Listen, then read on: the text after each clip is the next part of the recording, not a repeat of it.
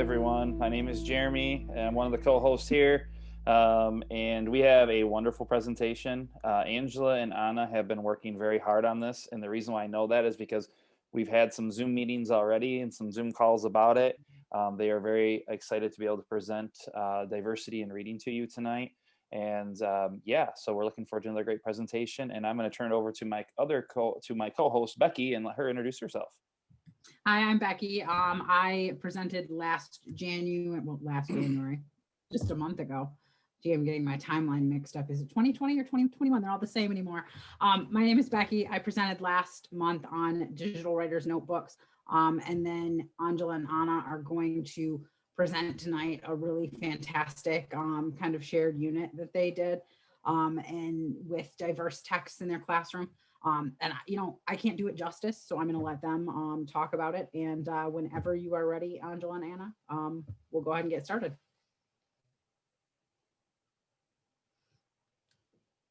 Very cool. All right. Thank you everybody for attending.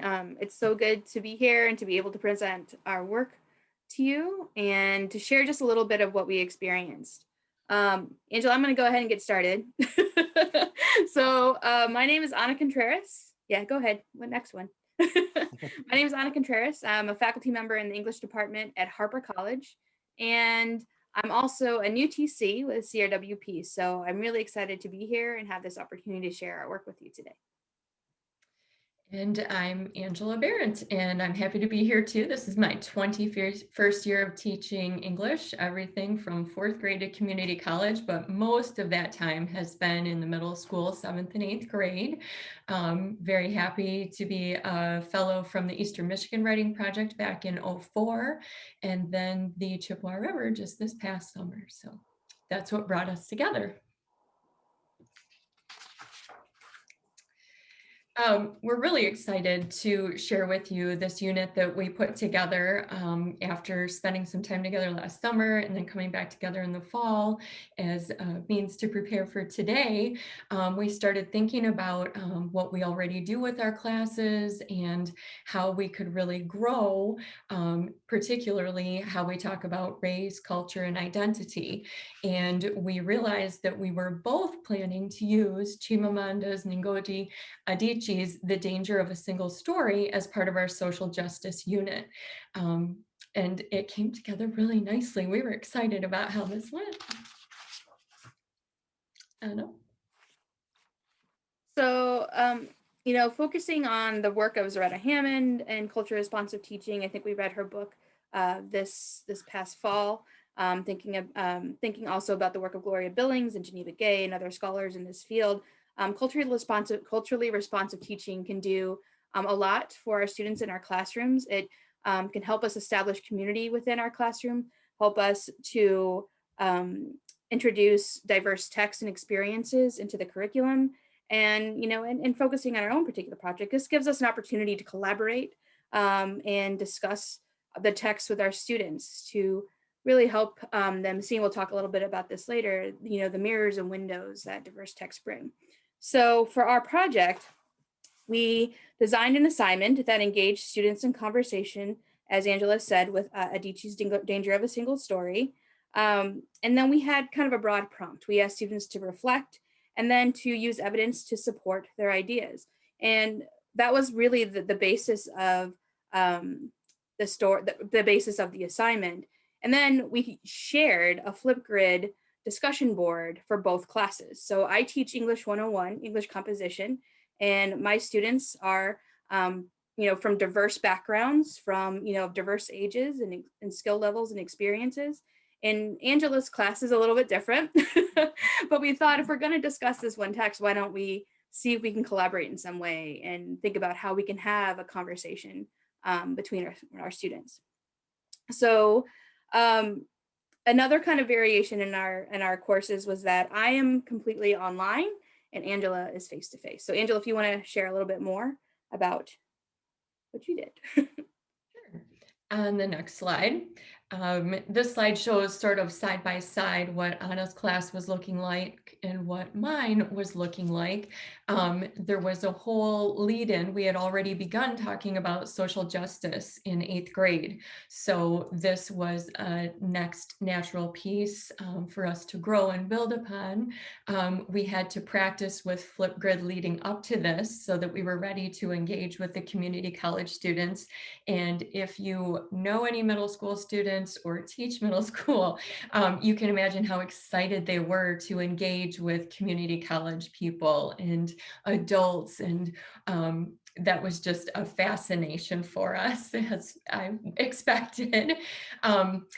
In addition to the content, and Anna and I both had a basis of using evidence to support our thoughts from the text, so many things came from this, as far as thinking about our digital citizenship, conversations that really changed. Instead of simply reading an article or watching a video about it, to have a live, authentic situation really changed anything that we've done this year. With Flipgrid, there were a couple things that we had to figure out. We wanted to make sure that my 8th graders stayed anonymous. So we had to learn how to change the students' names so that they were not identifiable. My administration, I reviewed my plan with them, and we decided to go ahead, of course, with a parent permission form. A few steps that we just hadn't anticipated, but it was helpful talking to admin to make sure that our rollout in the unit went well. The mini unit. As Anna mentioned, we had very general questions that we offered in hopes that the students, both hers and mine, could really take it in any direction that fit them. We were trying to keep it open and not put too many restraints on things. So we were pleased with that. Having the Flipgrids was especially helpful. I've done other interactions where we've written to other students, but to have a real live possibility to have my students recording their thoughts and crafting their words to really make this kind of a formal presentation was amazingly beneficial. And then reviewing the responses in terms of if my students received individual responses or some of the responses we looked at as a class to talk about it. And that was quite a learning experience, both for me and my students. So in a similar way, I kind of took Angela's lead when it came to how she worked with her, her institution and her students to set up parameters for the assignment. In addition, so I kept that in mind as we were working. In my class in particular, we had a discussion before students entered into the Flipgrid on class just to discuss the text.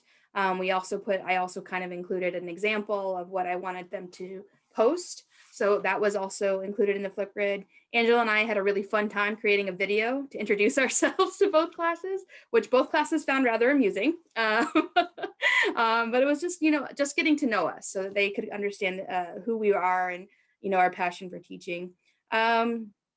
We also provided options for students so that in terms of identifying themselves, they could, use a name or initials, they could record audio or video. Students in my class had options. So they could either post to a student, from our class, a colleague from our class, or they could post to one of Angela's students. So they didn't have to necessarily post Angela's students if they weren't comfortable. But I think in all, we kind of tried to think of every possible thing that we could. There were still a couple of hiccups that we encountered along the way, and we'll discuss that in a little more detail. Next slide, please. Okay.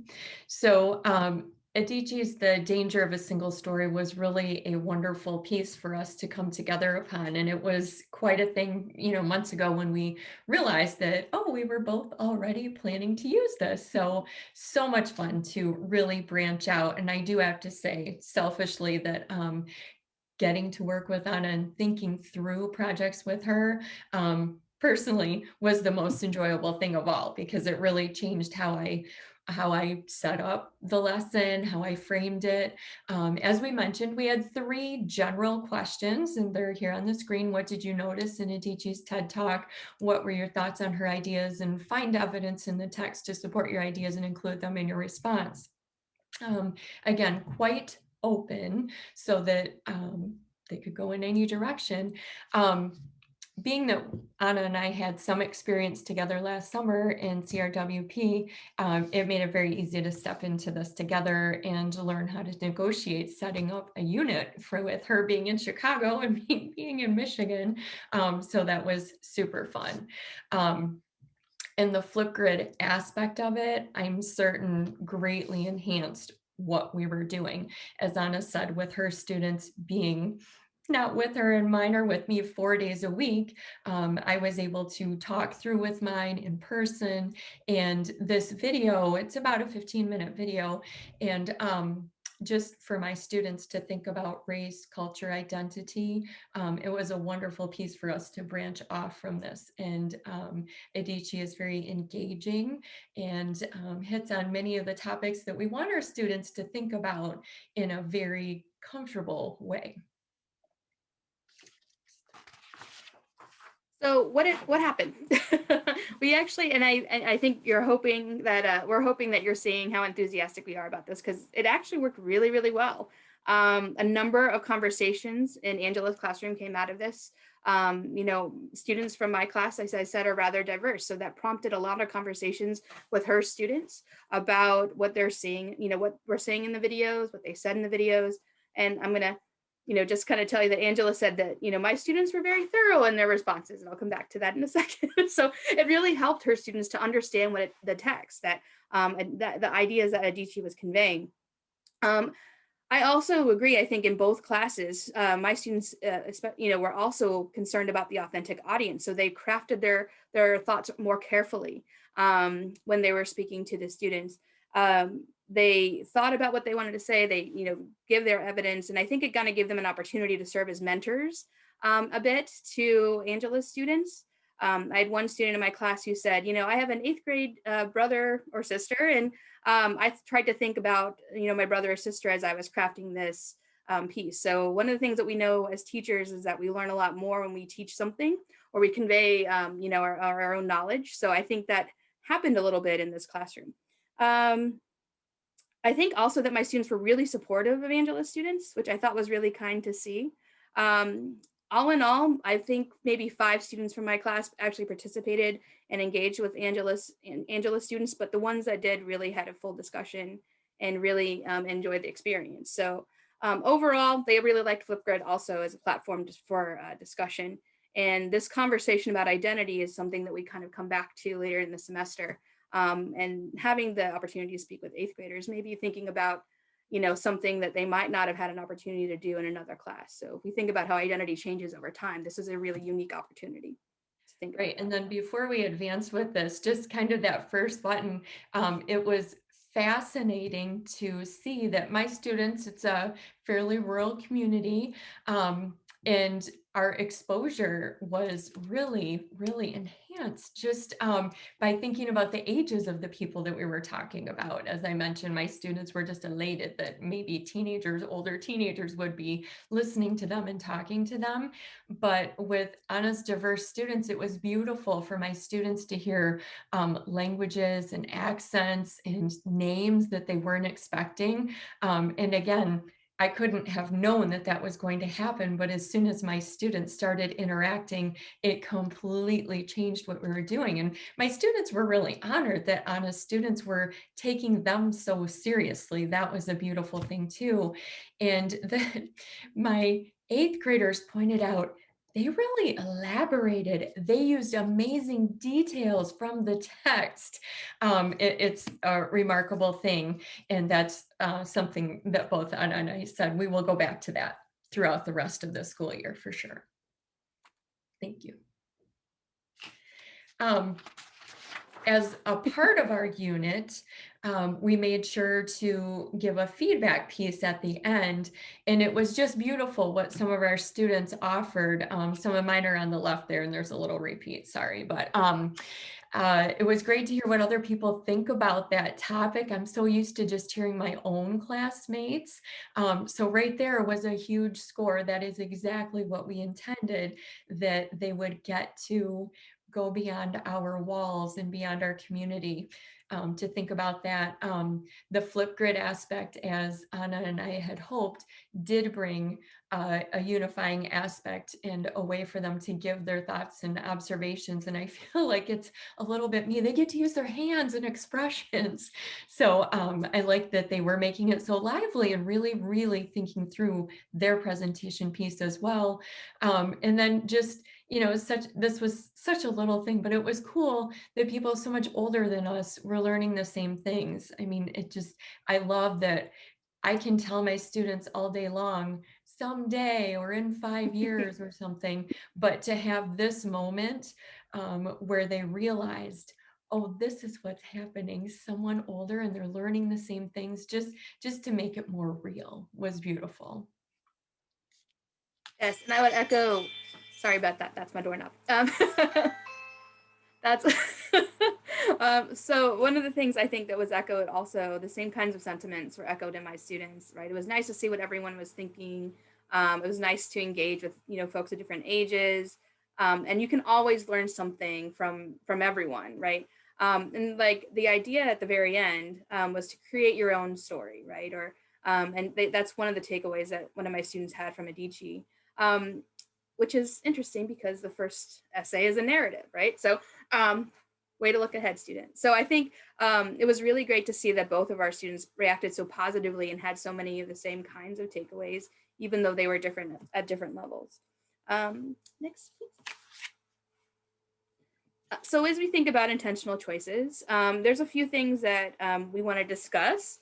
So first and foremost, kind of following along with the work of Bishop here, so many of us are familiar with the idea of mirrors and windows in relation to diverse text. So we can provide text in our courses for students that allow them to see both their experiences and then have windows into the experiences of others. In addition, I think one of the things that also kind of echoes the work of Ruiz is that just because it's an English composition text or a curriculum doesn't necessarily mean that we can incorporate conversations of race, culture, and identity, that we can include diverse texts in that particular environment. Also, this is, as I mentioned before, this allowed my students a chance to mentor, you know, students from a different age, and see themselves as both writers and mentor writers for a younger audience. Absolutely. And then as far as my classroom in diverse texts, I try to keep a focus on this throughout the year. So it's a very natural thing, and not that I'm stopping at one point to say, here is a diverse text, but rather my book talk selections, I aim to represent many races, cultures, and identities in what we're doing. In my students' independent reading choices, both in my classroom. We're not really using the classroom in my building yet at this time, but trying to bring them as many different possibilities as I can. And watching, so on the screen here, you see an author study that we participated in earlier this year. And this was a Yuya Morales author study. And I first came to this through the Purnell Rips Global Read Aloud last school year.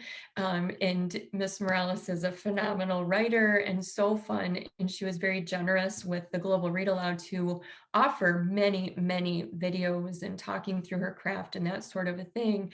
So something that we would have been doing anyway fit in so nicely with her story concept. So enjoyed that quite a lot.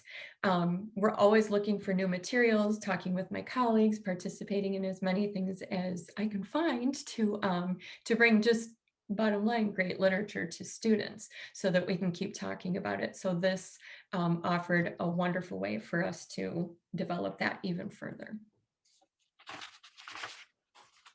So considerations for next time. Oh, this is you, Angela. It's fine. Go ahead, you start. When we start started out doing this, it was such a natural thing for Ana and I to be looking for how can we do this together? What are you doing and what am I already doing, and how can we grow this even more? But as we've walked through this over the past couple of months, getting ready for it, and then in January and the beginning of February when we actually launched it, we realized that this was a great piece for us, and that it kind of was innovative, and things that we hadn't imagined would come along.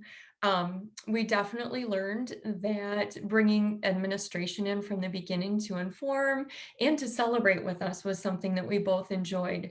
And this, as a professional side note, I was reminded how much I enjoy having someone to work beside, to talk through things together and bounce ideas off, because just little things like the way that Ana sets up her lessons, and she's very thorough, but it was beautiful, and it helped me deploy this unit even more thoroughly and in a way that my students could really embrace it. We definitely want to make sure that we allow more time for preparation again. Anna and I thought, oh, this will be great. But as it turned out, having some more, as much as we knew it was coming, we thought, oh, this will be easy to roll out. But there were a lot of side pieces that we wanted to make sure, and we would definitely, if we were to approach this again in the future, we would take time for that. And then as far as the administration, one great thing that that just happened with mine, I'm lucky my principal, I invite her in sometimes to pop in our Google Classrooms or student responses, wherever it is, so that she could really, I always like to make sure that she can speak to what's happening in my classroom, and so that she can forge a connection with her students too. So I don't know, top to bottom and side to side, there were many, many learning opportunities throughout this. I would wholeheartedly agree with what Angela said, and I'm not just saying that. I think one of these moments in time is when we look for community and we look for people to strengthen us and give us energy. First of all and foremost, CRWP in general has been that for me, but having this, time to speak with Angela and just, again, bounce ideas off each other's support when needed, to really think about how we design our lessons and why we have to do it that way. I think all of those things were so helpful. And maybe things that we take for granted. So I really feel like this collaborative process is something that, I want to continue to do, and like definitely would work with Angela anytime. Oh, thanks, Troy.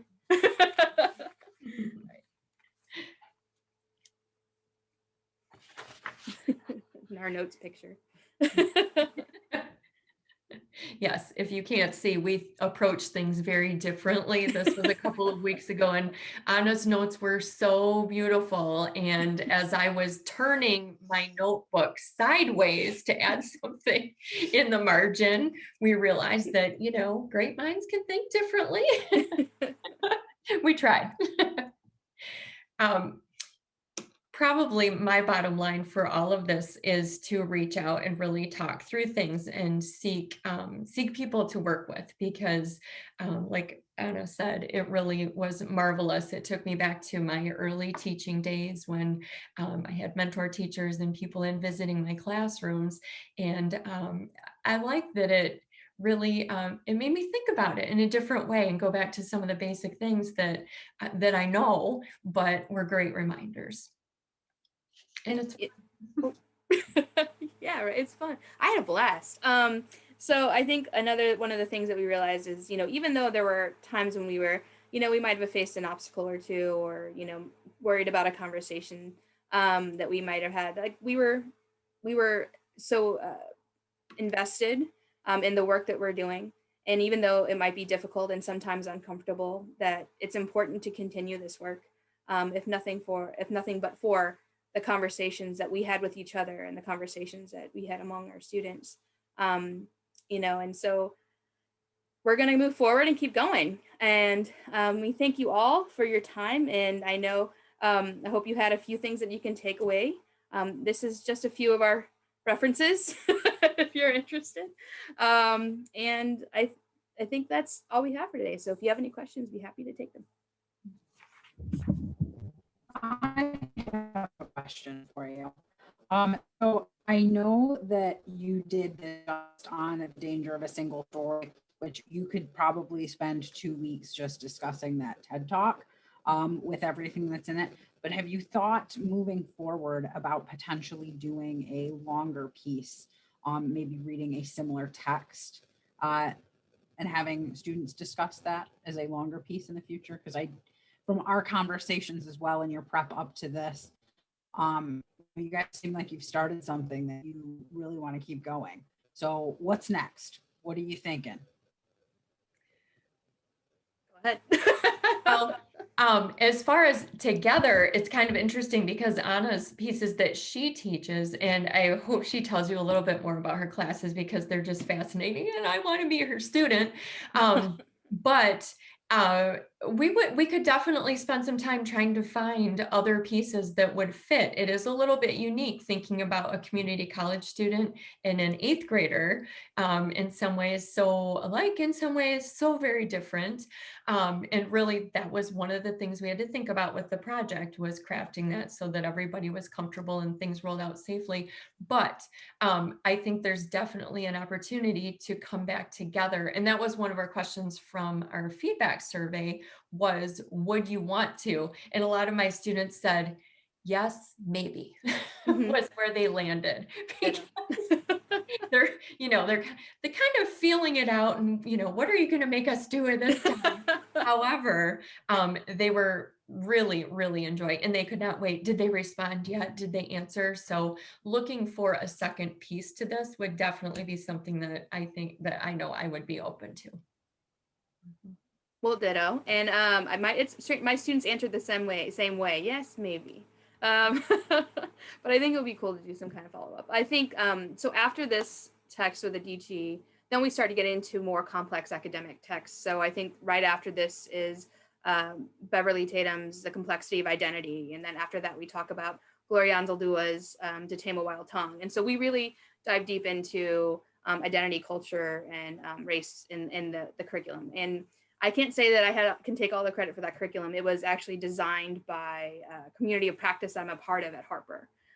So we all kind of co-designed this course, and so we're using it in that way. But I really think that having a course like that has been, we talk about the power of representation, and we talk about diverse texts in classes and how that can impact our students. This class has just been a huge testament to that. Students, looking at perspectives differently, looking at their own experiences differently in relation to these texts. So I'm not sure that I would suggest Tatum for 8th grade students, but right. But I think that we can do something on a more complex. And I did have some Flipgrids that were after this. So this was a nice way to kind of dive into a text that we could, work with together, that we could work with Angela's class as well, and then have that kind of inform, the rest of the things that we are reading as well, and in those discussions. I hope that helps.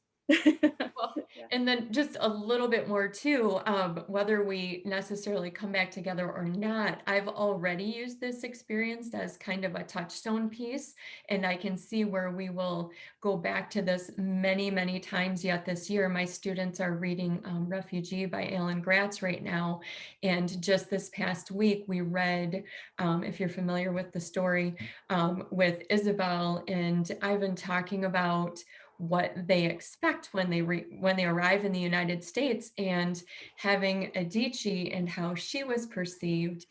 It really gave us a wonderful moment to pause and think, who are we? How do we present ourselves? Who is she? Why is she feeling this way? And it was a poignant moment to go back to, wow, what did Adichie say? Because I think she said something similar to this, and to just bring that right back together. It was one of those teachable moments. I didn't plan it, it just happened, and I fully suspect that will continue. Angela, I have a question for you because you teach 8th grade in middle school. I've had some conversations with my advisory class. I have 8th grade advisory, and we've talked about identity and who they identify with, what groups, all sorts of different things would that involve the complexity of identity. And I'm just wondering if you could maybe talk about how have you engaged your students in that conversation? Because it's not easy to try to pull that stuff from eighth graders.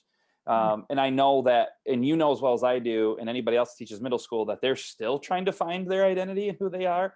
So I'm kind of wondering, like, maybe what were some conversation prompts you used, or what was something that got them engaged into having an authentic conversation that wasn't just scripted?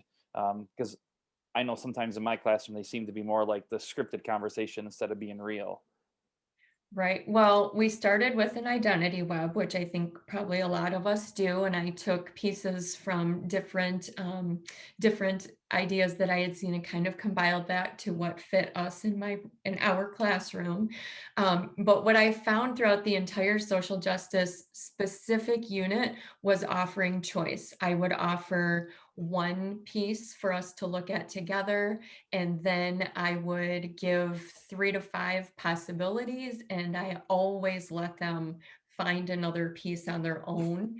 And then we could compare those texts, we could pull the evidence, all the great things with reading, informative reading that we want to do. And I found that my students wrote so much. I gave them options to talk to me or share out loud, but overwhelmingly they wrote. And it really helped me get to know them better. And I really like Google Classroom for that, because we can have those conversations, even though we're in the classroom together and keeping the socially distance. And, it's hard this year to really get to know them when we're not looking eye to eye so much. But this content really changed who we are together and bonded us.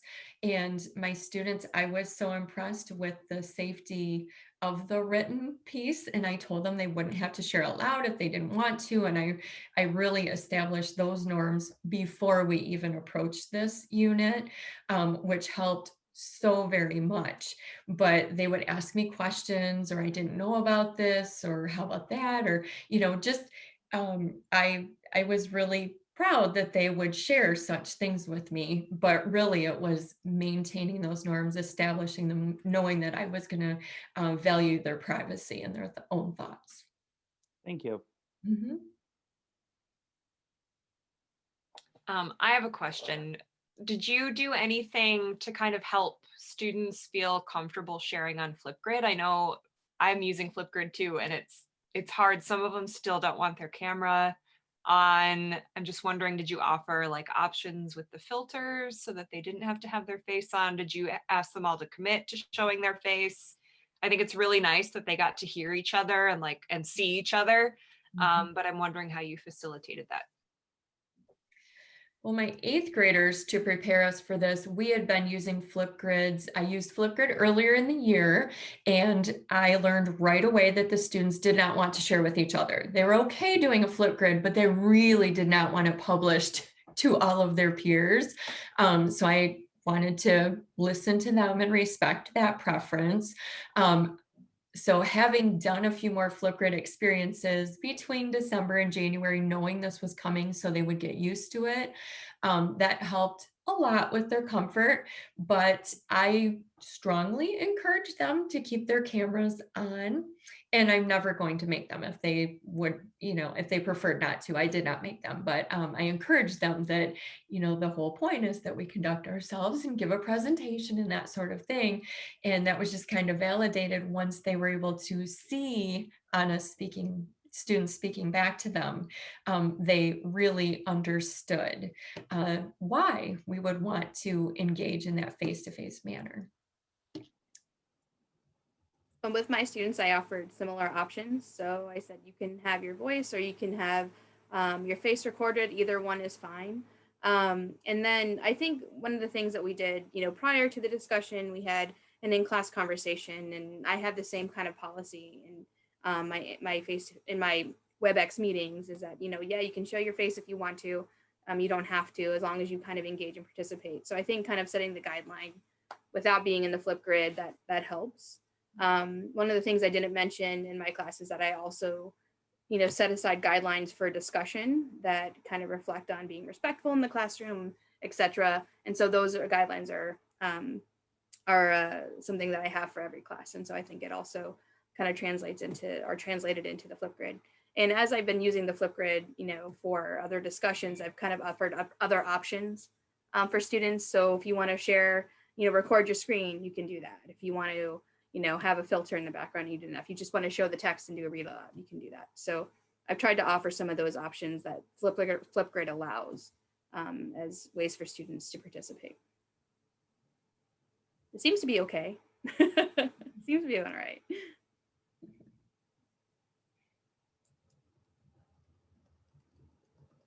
Other questions for Angela or Ana?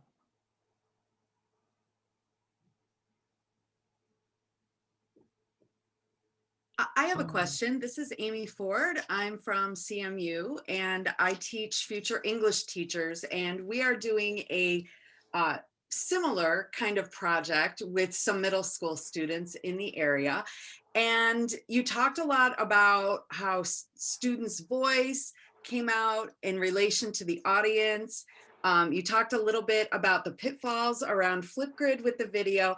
And I wanted to know what other challenges you found coming up as you had the college students working with the middle school students. And in particular, I'm thinking about issues of language and accessibility. My students who are aspiring to be teachers are immersed in the college world.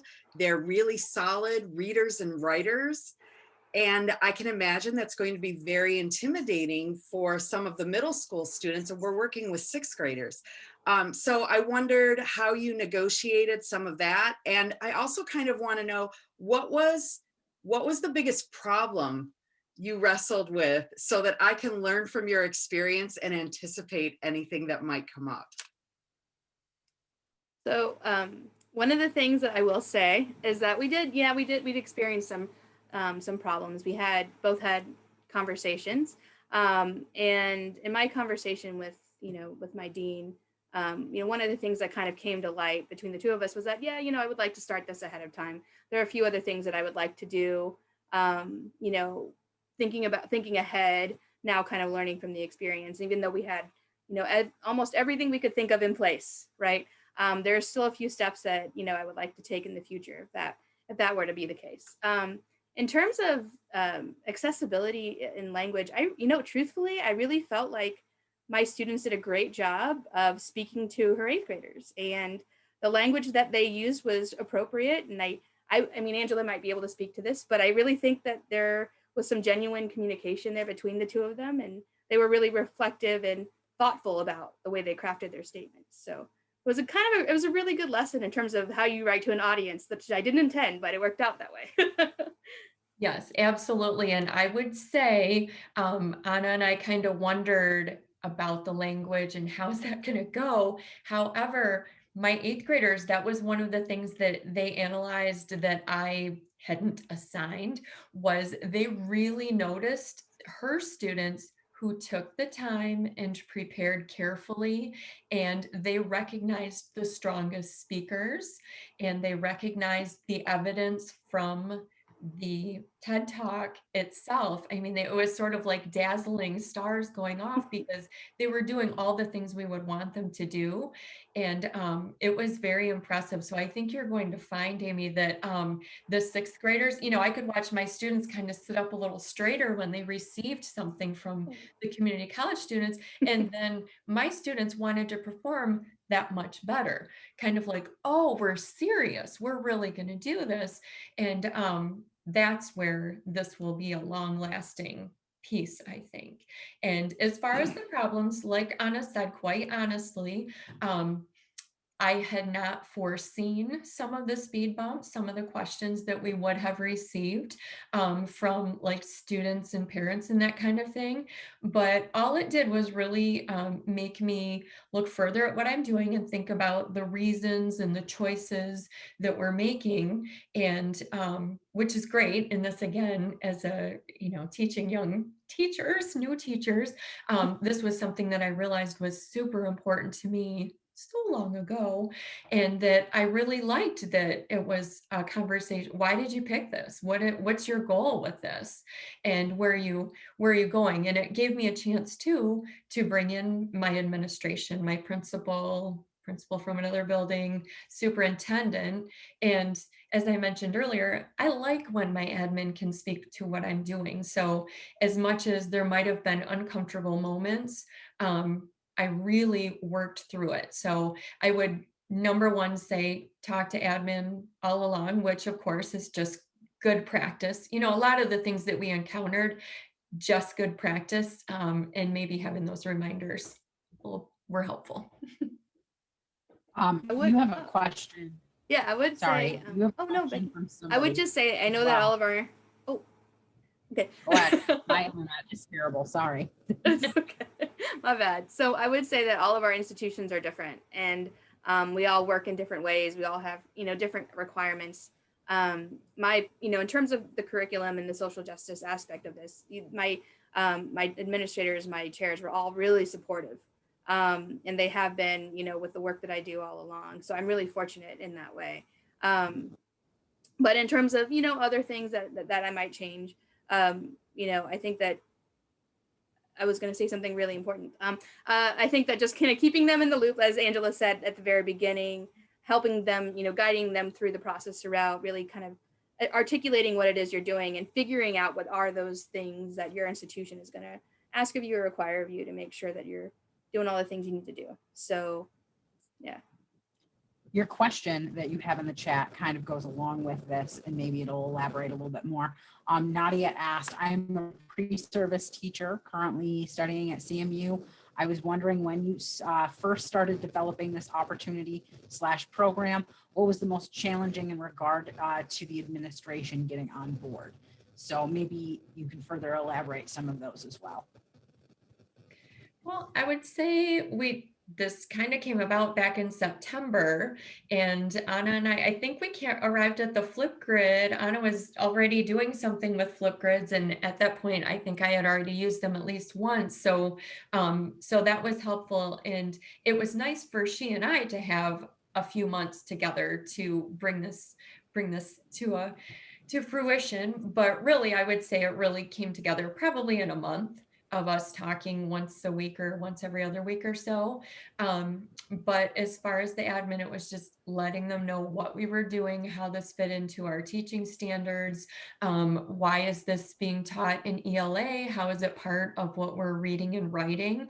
And just really knowing where I was coming from made a difference in my admin understanding my choices.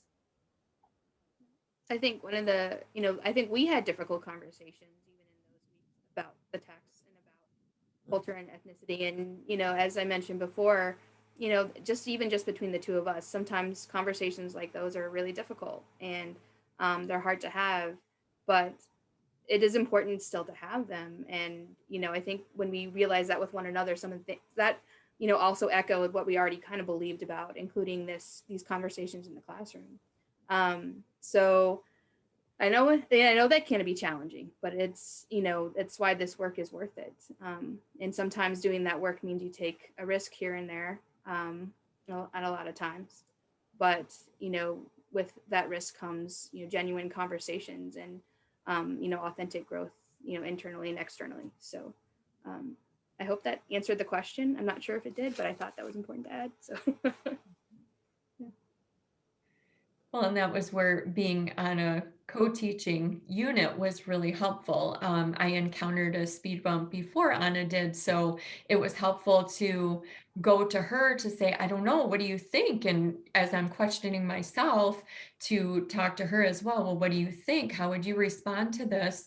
And, we have our teaching colleagues, but being that Ana and I were in this together, I felt a lot better being able to use her as a soundboard. Like, what are we doing? It was good. Lori Davis has a question for you too. She says, thank you so much for the great example of collaboration with your social justice unit. She says, she's asking, what do you attribute your students' more reserved, yes, maybe feedback about doing a similar project? I think honestly, the Flipgrid, as long as mine know that the Flipgrid is going out to Anna's students, they're fine. It's just being very certain that it's not necessarily for their peers. That is such a big, big hurdle. I don't know if others of you are finding that with your middle schoolers, that being on screen was a big deal, but they were elated when they made them for the community college students. We created our Flipgrids first, and at the end of the day, they asked, did you share them already? Did you send them to her? And I thought, it's Friday. They're not on campus or studying, or they're gone. I said, no, next week. But it was really interesting, that piece being so different when it was going out to another audience rather than within the building. So I would say mine would say yes if they're going to talk to a different school. I'm not really sure what the maybe was about on my end. It could, our semester, started, and then, we had just kind of gotten to know one another, and, we get into Flipgrid. So it could be, it's just the second week of class, they're like, okay, that's cool. But, there wasn't really a definition as to what that was. So that might have impacted it. I don't necessarily think it was, anything that, was resisting that. Just maybe they didn't know. So.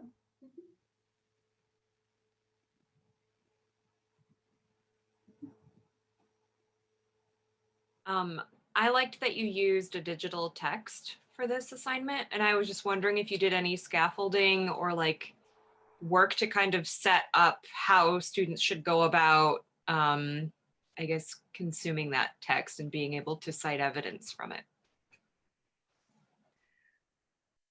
Well, for my students, it was very helpful that we had read and studied a number of different social justice topics already, and we had used the same sort of questions so that, middle school repeat to master.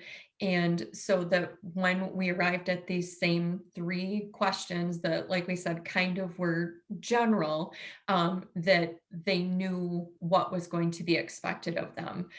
One thing that we said we would do differently next time is maybe giving questions or sentence starters that would help steer them even a little bit more.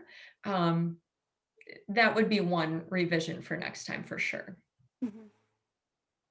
So in my class, we had the class discussion, and then I gave them an example of post of what I would like them to see. But I agree that I would probably give them, sentence starters to either create the post and or ways to reply. I think a lot of times students struggle with replying in discussion boards. So having some of those conversation stems that I know that we've shared a lot in CRWP would be helpful.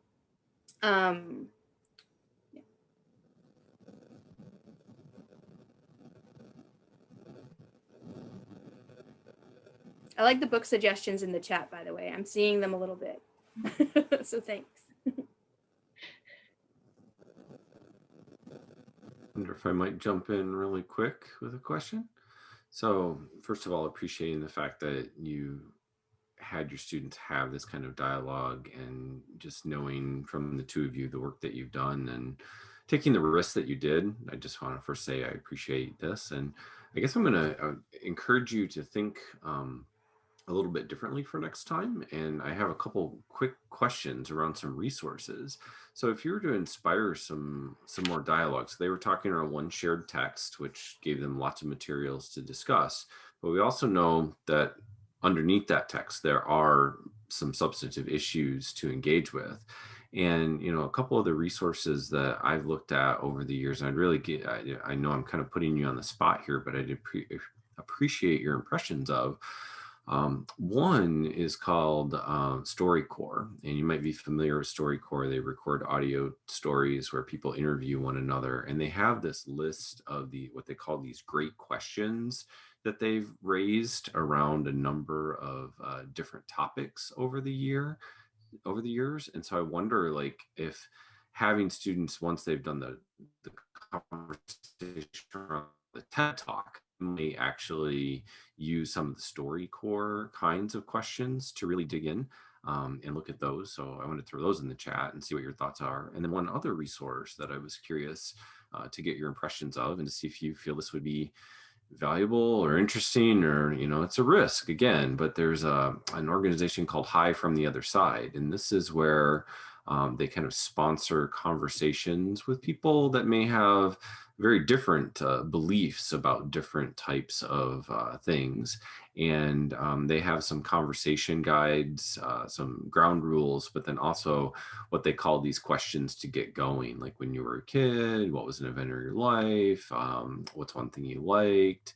Now, it's about politics, obviously, but you could probably change it to be around a particular topic. So I guess I'm just curious, like, do you imagine as next steps, like perhaps moving beyond the central conversation on one text, being the TED Talk or a book or something like that, and maybe having them do some crosstalk around larger issues, and knowing that they're contemporary and potentially controversial issues as well. So I'd really be curious to hear your thoughts on those ideas. With my students, we'll be looking at this, I believe, and StoryCorps as a part of that here in the spring. And I'm very anxious to see the quality of our thinking and responding and writing. So I will definitely be coming back to the StoryCorps and seeing how that enhances what we've been studying. I'm not familiar with Hi from the Other Side, though, so I definitely will take another look at that. Well, I was introduced to digital storytelling by one of my professors, and may not be Troy. But I think that once we start getting to the end of the semester, we start working on digital stories, and I can see throughout the semester how, with each conversation, with each paper, with each exploration of their own identity and the issues that are surrounding that. By the time they get to these digital stories, they're really thoughtful, and that doesn't happen in accident. So I like the idea of scaffolding in some other spaces for students to have these conversations using either of these resources or any of the other resources that I may have received from said individual. So thank you, Troy. Oh, yeah, thank you. No, I just appreciate the fact that we have this opportunity for these students to talk to one another, and they're talking across their own local contexts, geographically, about their life scenarios, across age level, and just giving them anything that they can use to have this kind of a structure or a protocol for those conversations, I think can be incredibly useful. I'm glad to hear you're thinking about StoryCorps and this, I believe, and moving them towards digital storytelling as well. That's great. Thank you.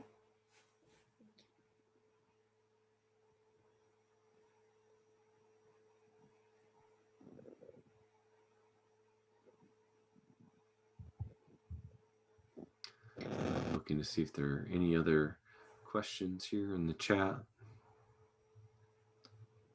Are there any other questions at all for our two fantastic educators?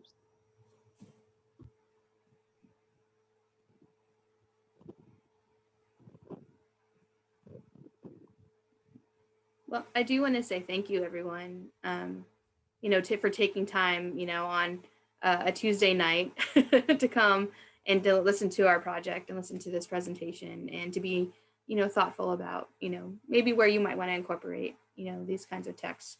It really does matter to me as a student, and now as a teacher, it matters to me to show those kinds of texts to my students. So thank you for being here.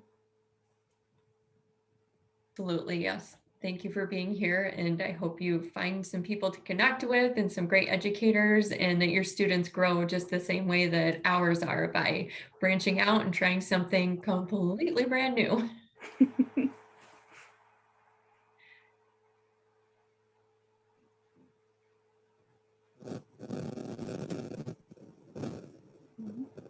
Okay, so hopefully everyone was able to get the slide presentation. I was able to get that fixed so everyone can have access to that now. And I know that we'll be sending out an email later on with access to that as well. So thank you everyone for coming, and thank you again, Angela and Ana, for sharing your expertise, and feel free to reach out to them if you have any questions about anything. Absolutely. Oh, I can leave my email. Thank you. I'll leave my email in the chat for anyone who wants it. Thanks. I'll make one quick public service announcement here at the end. Our website is in the process of getting updated and moved to a new hosting service and domain. So we'll have this information available. We'll send out an email as we always do. And also, our leadership team tonight was talking about some upcoming opportunities for this summer, including our annual Summer Institute, which is going to be offered this June. It's going to be a half-day virtual institute starting on June 21st, which is a Monday, going Monday through Friday that week from 9 a.m. to 12:15, just after lunchtime Eastern. And then also again, the week of June 28th through July 2nd. So 2 weeks, half days. We will be doing our institute virtually this year. And then there will also be a couple of advanced institutes as well. And Jeremy, do you want to say anything about the Hyperdocs Institute really quickly? Yeah, we're going to do a week-long Hyperdocs, all things Hyperdocs, from the very beginning of, to the very simplistic, to diving in, creating your own Hyperdocs. The author of Hyperdocs, one of the authors from Hyperdocs is going to join us during the week and go through and talk about Hyperdocs as well. So it'll either be Lisa Highfill or Kelly. Somebody will be there. So we haven't worked out that detail yet. And that is the week. Troy, help me out because I don't have my screen, my tab open. I think it's August, is the week of August 8th. Is that what it is? Or yeah, so for the Hyperdocs Institute, yep, you were planning on August 9th through the 13th, yes. Again, from 9 in the morning till 12:15, so Yep. just after lunch.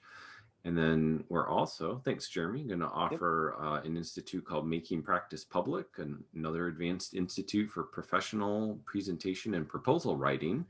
And our point person on that is Andy, but I think Megan might be on the call and might be able to say just a little tiny bit about that institute as well. Megan, do you want to say just a few words? Sure. Yeah.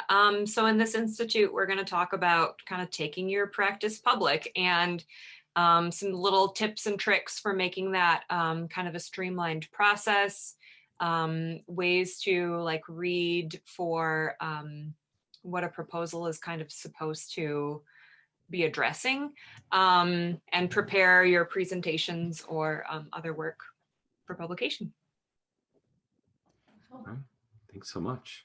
We'll also have another institute that's going to stretch out over the summer called Telling Your Digital Story, an advanced institute for crafting multimedia texts. We're going to meet on Tuesday evenings from mid-June to mid-July, except for the week of July 4th. And we'll have more information about that coming out soon. We may also have an institute on our college, career, and community writers program. We've done some professional development with the National Writing Project, thinking about the work that we've done with the C3WP. So with all that, we again say thank you for being here, and I'll let Jeremy and Becky close with updates and next steps for our webinar series. Go ahead, Becky. You're on the spot this time. Yeah, thanks. Yeah, I told you, you always pick on me, you always make me go. No, we have our next webinar is next month. I don't have my calendar open in front of me, but that date, I believe, isn't the next one the cross-curricular with science? Yes, I believe it is. And I've got to reach out to those individuals, make sure we're still a go. And it's going to be the 16th of March. So 1 month from today. And very much looking forward to that because a lot of us with remote teaching see an increased opportunity in collaborative things across the curriculum. So that's always good. So looking forward to seeing you all in a month.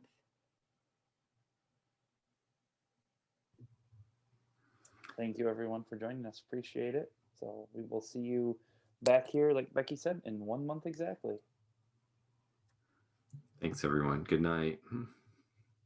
Thanks again.